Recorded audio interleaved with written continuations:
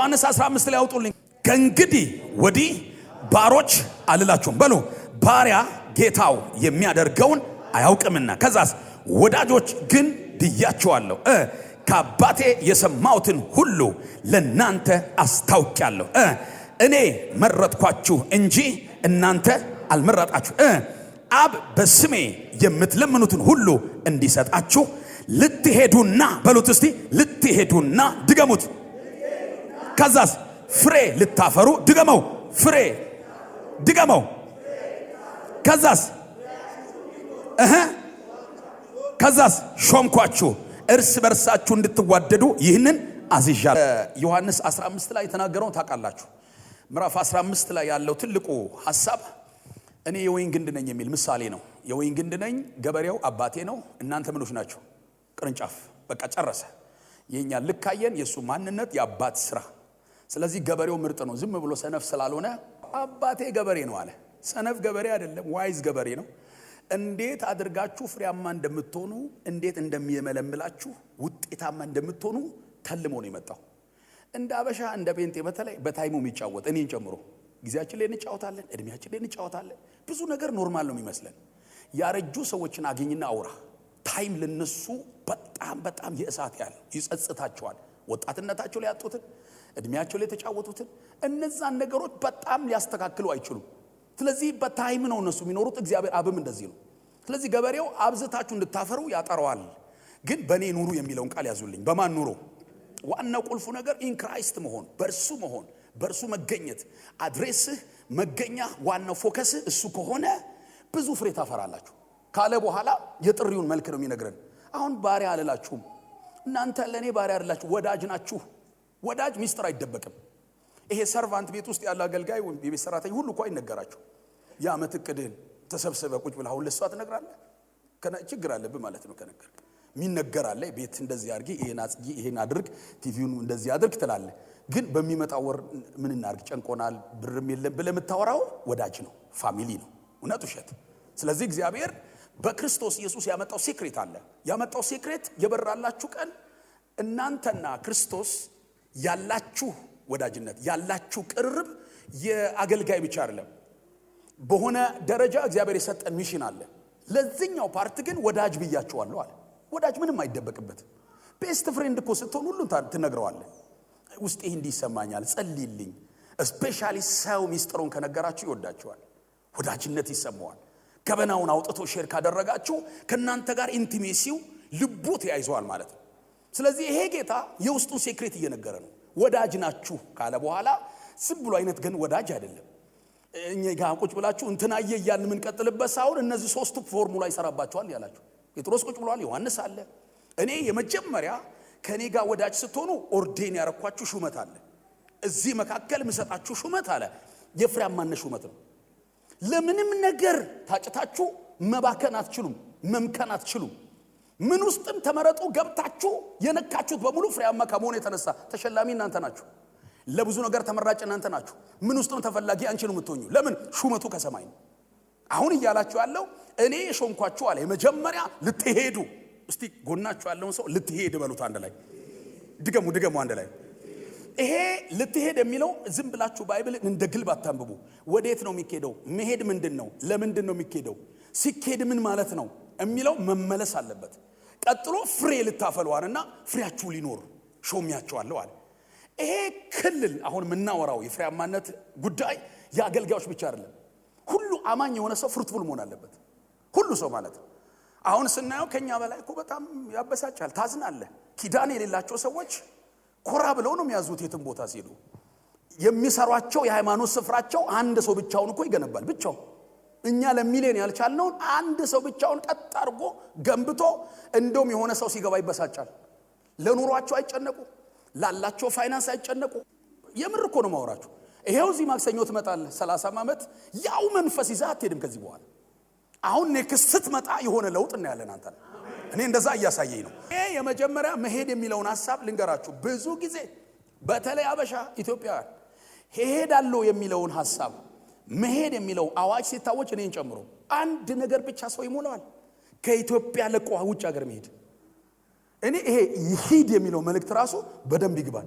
ትሄጃለሽ በይ ሲባል ነብዩም ይመጣል፣ አፖስቶል ይመጣል። ታውቃላችሁ የንግዱ ዓለም ሰዎች ሲጀምሩ ራሱ ከነቱ ከትልቅ ሰው ጋር ነው ገንዘብ ሼር የሚያደርጉት። አላሙዲንና ታደለ አልታድ የሚባል ድርጅት ውስጥ ታዴ ትንሽ ነው ገንዘቡ፣ ከትልቁ ሰውዬ ኪስ ውስጥ ገብቶ አብሮ ጀመረ። አሁን ቢዝነስ ጀመር ራሱ ከፍ ያለ ውጭ ሀገር ደርሶ ከመጣ ሰው ጋር ከሰል ነጋዴው ቢጀምር ሽቶ አስመጭና ላኪ ይሆናል። ግን ዝቅ ካለው ከሆነስ የብርቱካንና የሰፈር እንደዚህ አንዳንድ ይሾሽላ የሚያመጣ ሰው ጋር አብሮ ይሄዳል። በእግዚአብሔር ይገስጸው። እኔ ብዙ ዘመን ተሸውጃለሁ።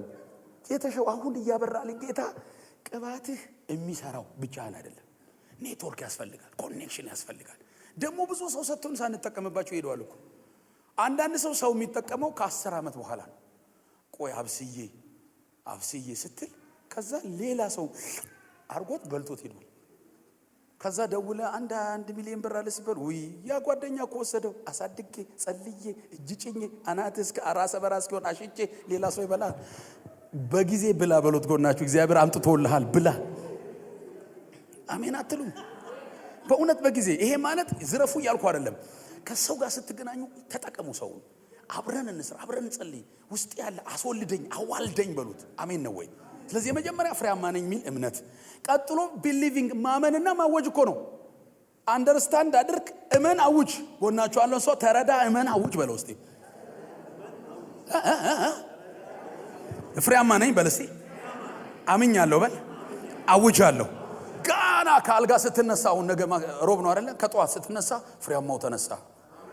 ልብስ እየቀየርክ ፍሬያማው ጥርስ እየፋቀን ራስን እኮ ነው። ከዛ ፍሬ እያልክ ራስን ትፈራል። ፍሩ እያልክ በምን ልስበካቸው እነዚህ ሰዎች? ይሄ መረዳት ይፈልጋል፣ እምነት ይፈልጋል፣ ኮንፌሽን ይፈልጋል። ፍሬያችሁ ሊኖር አይደል? ይሄን ቃል ሳነበው አይገባኝም ነበር። ከረንትሊ ፍሬያችሁ ሊኖር የሚለው ከእርሻ ወጥቶ እስከ ምርት ሽያጭ እስኪደርስ መሃል ያሉ ኩኩባዎች፣ ደጎቢያዎች እንዳይበሉት ይጠበቅልህና ተፈላጊው ቦታ ላይ አንቺን ፍሬ ይበሉታል። አሁን ፍሬ ይኖራል አይደል ያለን ጌታ። መቼ ነው የሚኖረው ብዬ ስጠይቅ ገበሬ ታውቃላችሁ፣ ኢትዮጵያ የሚያሳዝን እኮ ነው ገበሬው። እርሻ አርሶ ደክሞ ሊሸጥ ሲመጣ እኮ ገጠር አደገኛ ቦዘኔ ይዘርፉታል። ሰምታችኋል? ከዛ ተርፎ ከወፍ ተርፎ ከወንጭፍ ከምን ተርፎ ሊሸጥ ሲመጣ መርካቶ ሲደርስ ሌባ ይዘርፈዋል። አሁን የዚህ ጉባኤ በረከት ምንድነው ብዬ ስጠልይ ሰጥቻችኋለሁ አለኝ። የነሱን ፍሬ አገር እንዲበላው መሃል እየመጣ የሚበላህ አንበጣ ዛሬ ጌታ ይይዘዋል። ዶጎቢያውን ያቃጥለዋል። ታምንቹን ወይ የሆነ ሰው አሜን ይበለኝ። ከቤት ጸልየ ቅባት እስኪነካ እዚህ ቤት እስኪመጣ አይበላም። ቅድስናችሁ አይበላም። እድሜያችሁ በኢየሱስ የሚፈልገው ይሄ ዓለም አሁን የገባኝ እምነትና ድፍረት ነው። ብዙ ሰዎች ጨበጣ ምንም ሳይኖራቸው ሱቅ ጀምረዋል። ይሄ ዓለም ኔቸሩ የሚፈልገው ነው። ዝም ብዬ ሳይ እንዲህ ነው ላላ አይወድም። ሄደ ስትጠይቅ ራሱ ምንድን ለምን ፈለክ በለው። በቃ እዚህ ልሰራ ነው ብለ 5 ሳንቲም እኮ የለም። ሳውዝ አፍሪካ አንድ ወንድም አገኘሁት፣ ኪሴ ባዶ ነው አለ። ከዛ ለልጆቼ ቤት መግዛት ፈልጓል። አሳሰበኝ። ዩኒቨርሲቲ ውስጥ ማን ነው የሚያስተምርልኝ? አንድ ፓስተር ሞቶ ነው መዋጮ ተደረጋሉ። ፓስተሩ ሞቶ ቀብር ላይ ለልጆቹ ማሳደጊያ ሲባል ታቆት ይችላልች ስሙን አላወራም ብዬ አንድ ራንድ የሚሰጠፋ። ከዛ እኔም በሞት ልጆቼ ምን ይዋጣቸው ብዬ አለ። ባዶ ይነኝ ነው። ምን አይነት ፎቅና ዘና ያለ ቤት ስንት ይዛል አለኝ አለ። ባዶ ኮኖቹ አረ ኢየሱስ ያድናል። ከዛ የኦርቶዶክስ ነው ደላላ ነው። የሚገርም ቤት ሐሳቤ አለኝ። ቤቱ ይከራያል፣ ልጆቼን ያስተምራል፣ መጨረሻ ተሽጦ የነሱን ዩኒቨርሲቲ ይከፍላል፣ መኪና ይገዛል ብዬ ነው። እኔን ራሱ ቀየረኝ ሰውየው አንተ። ከዛ በወሰንኩ በማግስቱ ብሩን ተለቀቀ አለ። ያንን ብር ግማሹን ደግሞ እንዲህ የሰማ አንድ ኤጀንሲ አለ። አረ ችግር የለም ይሄን ያን ራንድ ወደ 15 ነው 20 ሺህ ራንድ፣ ግማሹ እንደዚህ 30 ሺህ ራንድ። አሁን ኮራ ብለው ልጆቼ ይማራሉ። ኔክስት የነሱ ነው። ሶማሌዎች መጥተው ልግዛ አሉኛል። አልሸጥም የልጆቼ ነው ላለው። ምንድነው ፌዝ ነበረኛል፣ አክሽን ነበረኛል፣ ቦልድነስ። አሁን እኛ ጋር ምንም የለም አይደለ? ጌታ አለ፣ እምነት አለ። ጎናችሁ አክሽን ወሰደ በሉት። አክሽን በቃ አሁን ፕላን አድርግ። አሁን ከሮብ ጀምሮ የት ሊድ እንዴት ማንጋ ልደውል? ቢያንስ ሂድ የሚለው መልእክት አይጥፋ። የሆነ ሰፈር ሂድ፣ ቦታ ጠይቅ። አሜን ነው ወይ? ኤምባሲ ዙሪያ አትጥፋ። እግዚአብሔር ትልቅ ነው በሉ እስቲ። በእውነት በትልቅነቱ የእናንተ ጉዳይ ሲያንስ ነው ያየሁት። በጣም ከባድ ያላችሁት ጉዳይ ዛሬ ከዚህ ቤት ደቆ ታዩታላችሁ። አንተ ተራራ በልጄ ፊት ምንድን አይደል ያለው? ደልዳላ ሜዳ ትሆናል። ዛሬ ከዚህ ቤት አደላድሎ ይሸኛችኋል። ደክመህ የሚቆጠር ነገር አለመጨበጥን የመሰለ ኪሳራ የለም። ለገበሬ መቆፈር አይደለም ራእዩ፣ መትከልም አይደለም። ምንድነው ህልምህ? ምርጥ ማሳ እያየው ፎቶ መነሳት አይልህም። እተክላለሁ፣ ለመልማለሁ፣ እጠብቃለሁ። መጨረሻ አልቲሜት ጎሉ ምንድነው? ፍሩት ወስዶ ከተማ መርካቶም ይሽጠው፣ ወስዶ የሆነ ቦታ ይሽጠው። ለገበሬ የመጨረሻ ናፍቆቱ ፍሩት ሚያዝ። ለአማኝም እዚህ ምድር ላይ መጥተ መሰበክ መጸለዩ እጅ መጫናችን አይደለም። አልቲሜት ጎሉ ፕሮግራም በመምጣታችሁ አይደለም ያስደንቀኝ። የምትኖሩት ኑሮ በሙሉ በፍሬ ሲታጀብ በቃ አገልግሎትህ እንዲህ የተንሸረገገ ፍሬ እንዲህ ከመብዛቱ የተነሳ ፍሬው ራሱ ወርዶ ወርዶ እንደ ወይን የሆነ ሰው ግቢ እስኪገባ ድረስ እኔ ያመነ አሜን ይበለኝ። ነጋዴዎች አላችሁ፣ ሌላው አስደግሙ አስመትቶ 4 ብራንች አለው። አንተ አንዱ ለማስቀጠል ጭንቅ ነው፣ አንዱንም ለመዝጋት በቃ ጸልዩልኝ ልዘጋው ነው ትላለህ። ይሄ መንፈስ ይመታል። በዚህ ወር እግዚአብሔር አምላክ ለነጋዴዎች ብሎኛል፣ ፍሬያማ የምትሆኑበት ክብር ውስጥ ትገባላችሁ። እስቲ አንድ የጨከነ ጮህ አሜን ይበለኝ። ለአገልጋዮች እንሰብካለን እንጸልያለን። በየቀኑ ብዙ ፕሮፌሲ ይመጣል። ግን አገልግለን ጸልየን የሆነ ነገር የሚጨበጥ ነገር ከሌለ እኮ በቃ ተስፋ ያስቆርጣል። ምንድነው ታዲያ አገልግሎት? ስለዚህ እዚህ ላላችሁ ሚኒስተርስ እግዚአብሔር ሲዝን አምጥቷል። በምትገቡበት ፍሬ ይሰጣችኋል። ያገለገላችኋቸው የፓርላማ መሪ ይሆናሉ። የጸለያችሁላቸው የከተማ ሚሊዮነር ይሆናሉ። የሰበካችኋቸው ኃይለኛ አገልጋይ ይሆናሉ። ከናንተ ጋር ኮኔክት ያደረጉ ሰዎች አገር ለዋጭ ይሆናሉ። እስቲ አንድ ሰው ጮህ አሜን ይበለኝ። ስለዚህ ይሄን መንፈስ ዛሬ ምን ከተው እናንተ ላይ በፍሬያማነት መንፈስ ትወጣላችሁ። እስቲ ነካርጉትና ጎናችሁ ነቅነቅ አድርጉት። እንደዚህ አንዳንዱ ሰው በቃ መነቅነቅ ይፈልጋል። እንደዚህ ሸክ ያደረገ ሸክ አው እንደዛ በቃ ኢየሱስ ጌታን የፍሬያማነት ጊዜ ነው በሉት። አትጨነገፈም በሉት። እግዚአብሔር ለፍሬ ዳርጎሃል በሉት።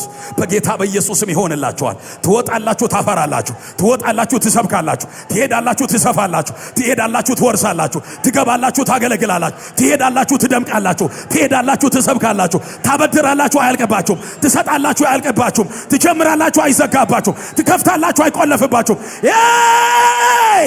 አንድ ሰው ጮህ አሜን ይበላይ ዛሬ።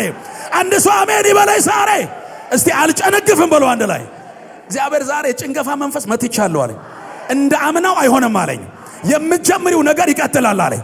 አገር በሙሉ አንቺ ቤት ለስምርከት ይመጣል ዛሬ። ዘመዶችሽ እንኳን ረዳሽ ይሏቸዋል። ጓደኞችሽ ይደውሉልሻል። ሰምቻለሁ ነገሩን ብለው ያወራላችኋል። በኢየሱስም ጮኻችሁ አሜን። ለአራት ሰው ንገሩት፣ ያሁኑ የማይጨነገፍ ነው በሉት። ያሁኑ ራማካታላ ባራዲያ ፍርድ ነው አለኝ ጌታ እግዚአብሔር። ፈርጄላችኋለሁ አለኝ። የፈረድኩት እኔ ነኝ አለ። የሰጠውሽ እኔ ነኝ አለ።